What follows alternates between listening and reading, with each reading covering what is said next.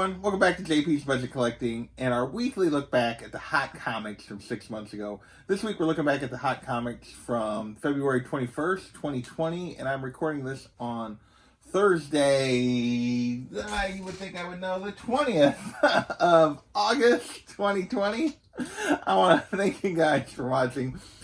As always, we're looking back at the hot comics from the CBSI Hot Top 10 and from the Key Collector Comic Tom Hot 10 video. This is really about trying to understand what made these comics hot, what factors then versus now have either had them cool off or continue to stay hot. So we all make a little bit better decisions as we're chasing the hot books. So without further ado, let's get into this week's list. We got 16 comics to talk about. And first up, we're going to talk about 4 books related to option news, non-DC Marvel category. And first up is Borderlands Origins #1. This is the GameStop variant, and basically there's more movie rumors of turning Borderlands into a movie. We know video game adaptations haven't had the best success as movies, but this $5 book became a $50 book. I said it was a trap back then. It turned out to be more of a come on, man, because there's only been one sale in the last 3 months of this variant, and it went for $5. So this book has not sustained anything, and it's come crashing back down. Next is Bang #1, the Ashcan 2 per store. We talked about this last week, so this is the second week in a row. I think it actually didn't really go up anymore. I think it just switched lists. And this one was going for $15 to $20 back then. I called it a trap. It's now $5 to $15, but there's been no sales since early July on this one. So with that, we'll move on to our third option news. This is the Auteur, #1. And there were movie rumors about this as well, and it jumped up to a $15 book. I also called this one a trap. This was more of an I'll be back. It's still going $10 to $15. It's still selling fairly regularly. So there appears to be more here that people like, at least, and are willing to continue to pay, double, triple cover for than these others, but still not going for any kind of big bucks or anything like that. Finally, we have Doc Savage #1, and this is the first Bronze Age appearance of the character. And basically, there were rumors of Sony working on a show for this character, and it caused this book to jump up to $30. This is a character from the Golden Age that had been around a really long time, kind of a precursor to most of our superheroes. And yeah, I just didn't figure the Bronze Age was going to be the book that would be worth much, so I called this a trap. And so far, it has been. There's been no further announcements about a show. It's down to a $10 to $15 book for raw copies. So with that, we're going to move into our covers this week, and we have 2 covers.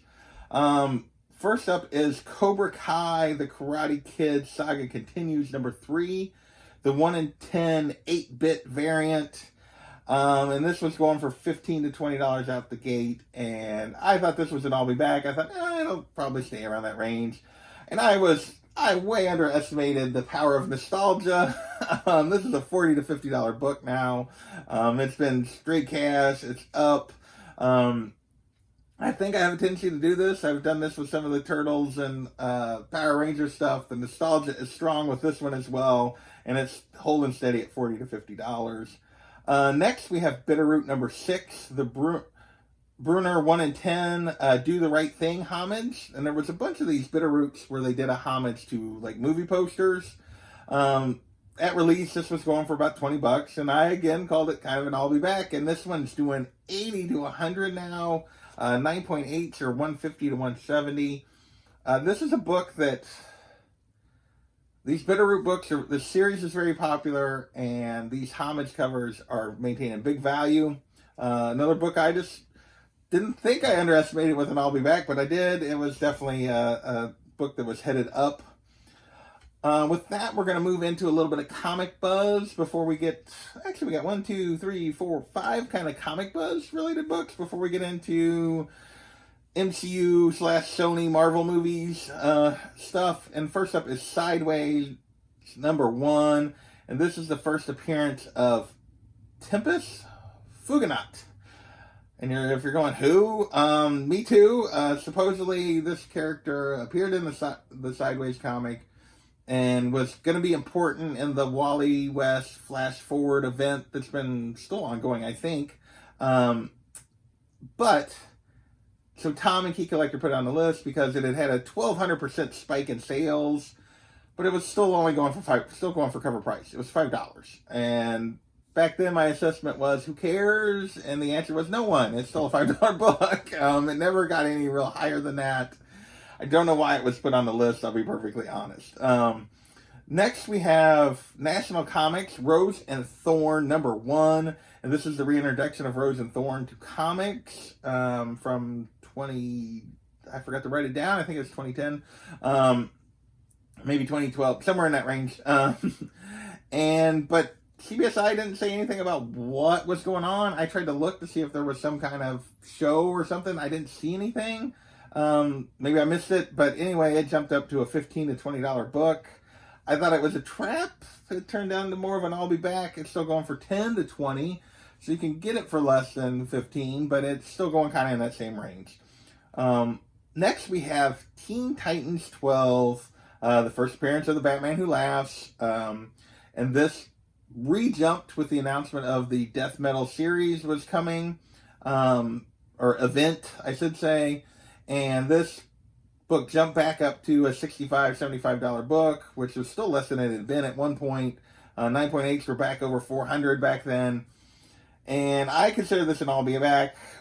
We're still in the event. So maybe long term this is an I'll be back, but we're still in the event. So this has been straight cash. It's going for $125 to $175 raw right now. 9.8s are $700 to $800. For this new character, I know people have been jumping all over like the Robin King and everything else related to this death metal event. I know they're going to keep using the Batman Who Laughs, and right now it's going for big money. Next, we have another Batman new character, and it's Batman 89, the first cameo appearance of Punchline. And then at release, it was a $30 to $40 book. I called this I'll be back, thinking that there would be a lull. There was a little bit of a lull during the big delay, but really it stayed about a $30 book that whole time, 30 to 40. And it's been a straight cat. It's up to 60 to 80 for raw copies. 9.8s are going 150 to 200. This book has been steady. Punchline appears to be a character they're going to keep using. She appears to have... I've enjoyed the Joker War and her characterization so far, so we will see, but Punchline appears she may have some legs. Next, we have Batman 89. This is the printing error. Basically, there was some of the pages inside where basically you can see the image I'm using on the slide were like blacked out and you couldn't like even see them. They were messed up the story. So it gets a green label if you send it to CGC. And back then, it was going for, there were 3 sales for 300, 1 sale for 700, and at the time we had no idea how rare this actually was. I looked on eBay and there hasn't been hardly any sales recently. There are a few listed, but not a bunch. And it's, it's going, there's only been 2 sales, like a raw one went for 150, a 9.6 went for 200.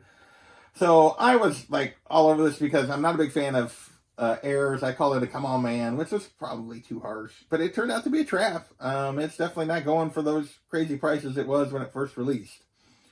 With that, we will move into the Sony side of the Marvel Universe, or Marvel Movieverse, or the Sony Spider-Verse, I guess. And with that, we're talking about Maximum Carnage #1, the Acclaim variant. This is a pretty rare variant, although there are several listed on eBay and there's been several sales, but a few, more like a few listed on eBay is probably the more proper term. And this book back then, a very fine copy sold for $350 raw. Since then, I call this an I'll be back. I'll stick with that, but it's kind of been, I'm saying steady, but it's hard to tell right now. Raw copies go anywhere from 2 to 400. The grades kind of vary. There's been some high grades in there. There's been some lower grades in there, but pretty much any raw copy that comes up is going for $200 to $400 on this. A 7.5, which was the most recent sale, went for $800.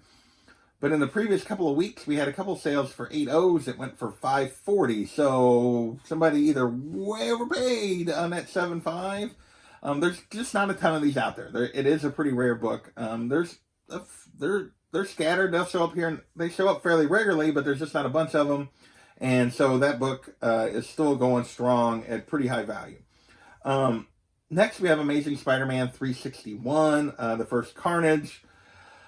Now, there was some controversy with this when it hit the list, and Tom and them were talking about it because they talked about it hitting $1,000. Well, that turned out to be a double cover and like some other stuff, so that really wasn't accurate. At the time, it was going for $350 for 9.8. Raw copies were going for $115-ish.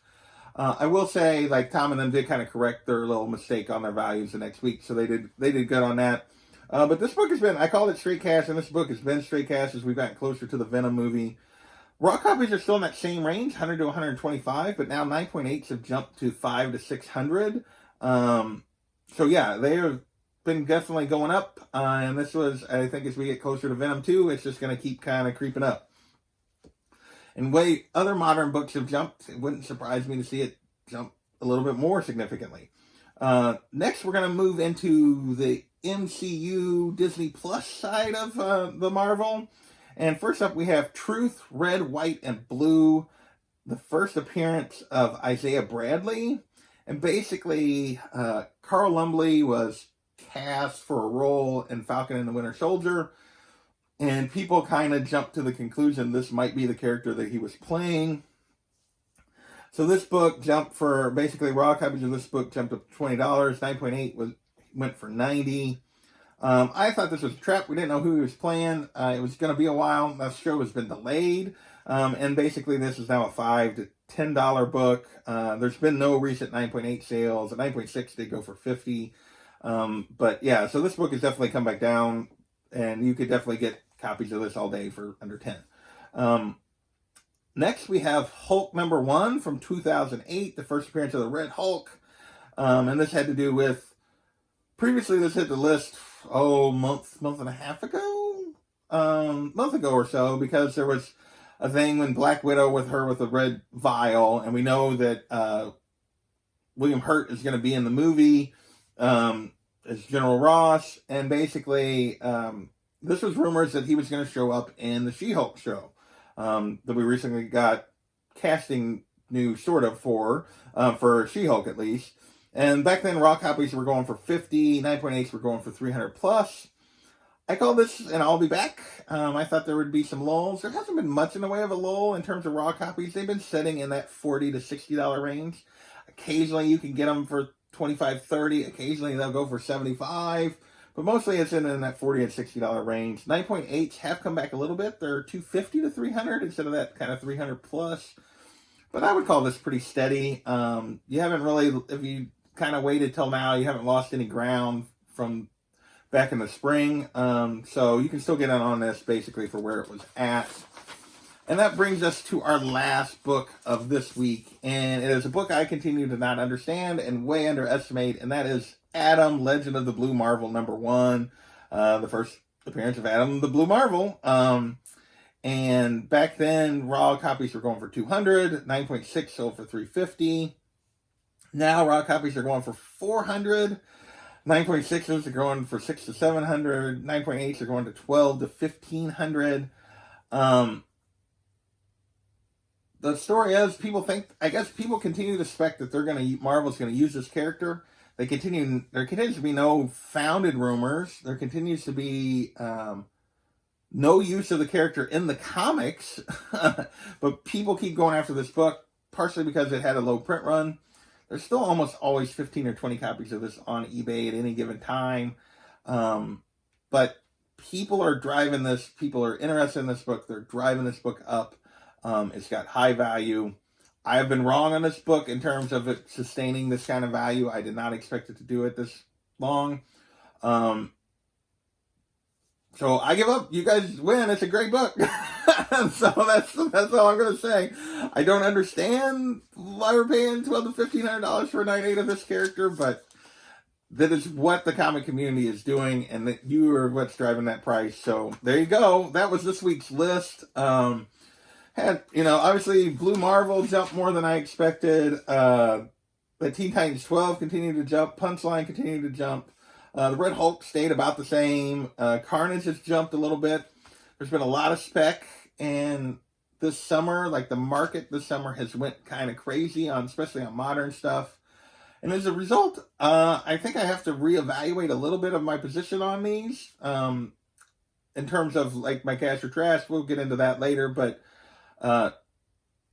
hasn't been as consistent in books dropping back the way we'd seen the first year and a half that I've been doing this. It seems lately these books have been holding a little better. So we will see as we go forward. I want to thank you guys for watching, and we'll catch you next time.